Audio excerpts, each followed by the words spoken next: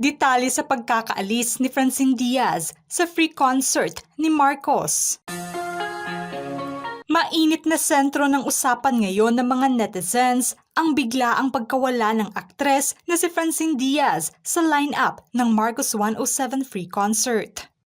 Nitong September 10, ginanap ang naturang free concert sa Ferdinand E. Marcos Sr. Memorial Stadium.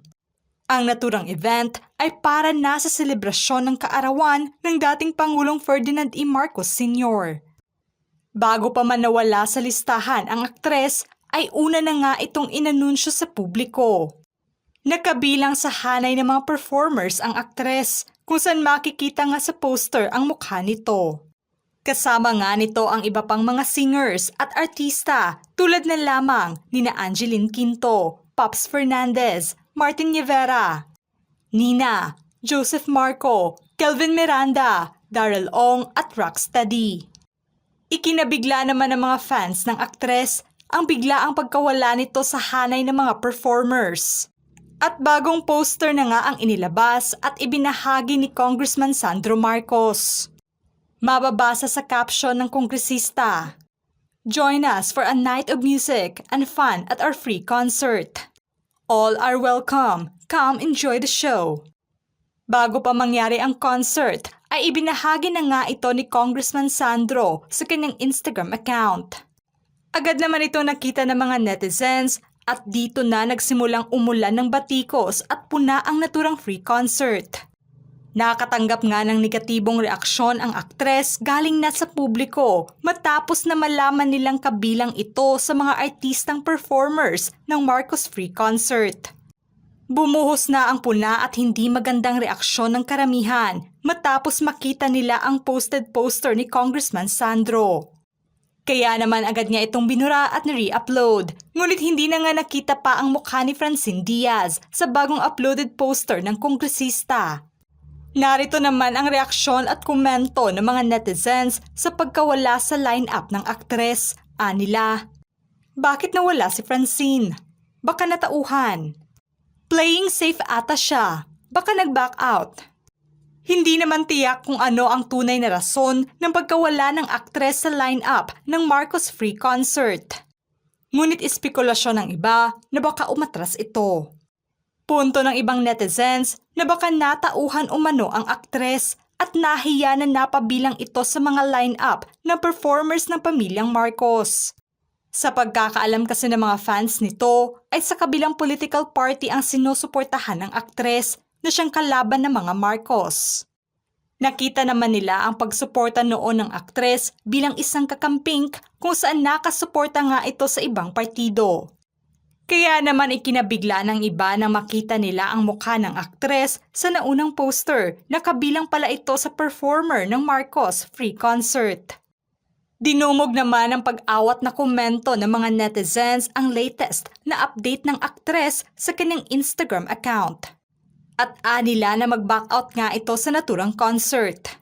Iginiit ng mga fans ng aktres na huwag itong sumali sa free concert ng mga Marcos dahil ayaw nga nilang mabahira ng politika ang estado ng kanyang pag-aartista.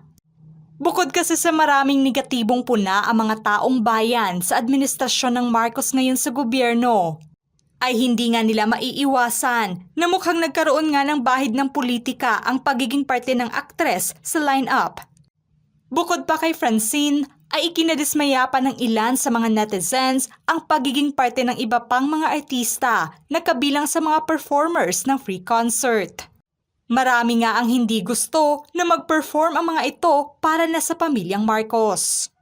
Pinuna din kasi ng karamihan ang naturang free concert ni Marcos dahil anila na imbis bigyan nito ng atensyon ang mga problema sa bansa, ay may oras pa umano itong magpa-concert.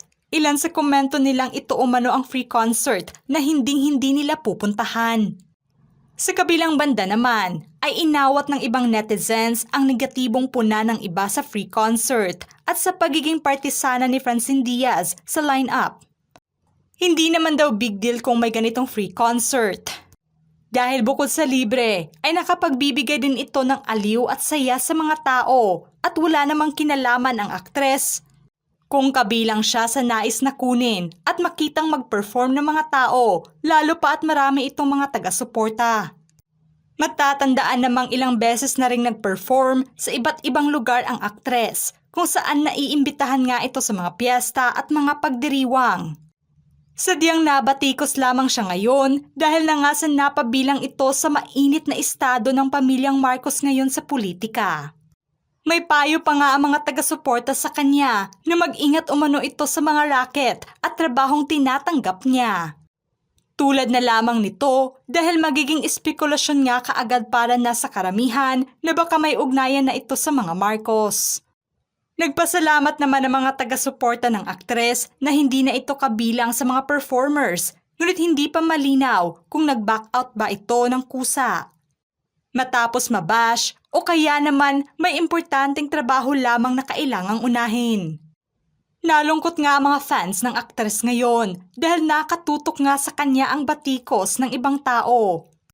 Dahil lamang naging parte ito ng line-up sa nasabing free concert. Iginiit nilang wala namang kasalanan ang aktres na napasama ito sa listahan. Pinunto rin kasi ng iba na hindi umano naging maingat ang manager ng aktres sa mga trabahong tinatanggap nito para sa kanya. Tulad na lamang ng ganitong mga bagay sa politika na sobrang mainit na diskusyon kaagad para na sa madla. Kahit pamantrabaho lang daw ito ay hindi maiiwasang magkaroon ng puna at pagkwestiyon ng karamihan ang sinusuportahan nito na politika, lalo pa't hindi pa tapos ang palitan at batuhan ng opinyon ng mga supporters ng magkabilang partido. Ngayon ay nakakita na umano ng lusot ang mga bashers at haters ng aktres. Nagawan siya ng mga negatibong kwento dahil lamang sa diskusyong ito. Binalikan patuloy ng iba ang mga nagdaang isyu ng aktres at kung paano niya ito hinahandle. At inilarawan nga nilang playing safe lamang daw ito kapag may issue. Wala pang opisyal na pahayag at reaksyon ang aktres na sagutin ang katanungan ng kanyang mga taga-suporta tungkol na sa usaping ito. At bigyang linaw ang katotohanan sa pagkawala nito bigla sa line-up ng mga performers sa free concert ni Marcos. Ngayon ay samot-sari ang reaksyon ng mga netizens at anila na sayang din naman ang bayad kung nag-back out umano ang aktres. At tanging hiling na lamang ng mga fans niya na sana ay mabigyan na siya ng bagong proyekto ng kapamilya. Marami man ang dismayado ay hinihintay pa rin nilang magbigay ng paliwanag ang aktres sa kanyang mga fans. Natuldukan ng mga lumalabas na espekulasyon sa rason ng pagkawala nito sa listahan ng mga performers. Ano ang masasabi nyo sa biglaang pagkawala ni Francine Diaz sa line-up ng Marcos Free Concert ngayon? Just comment below.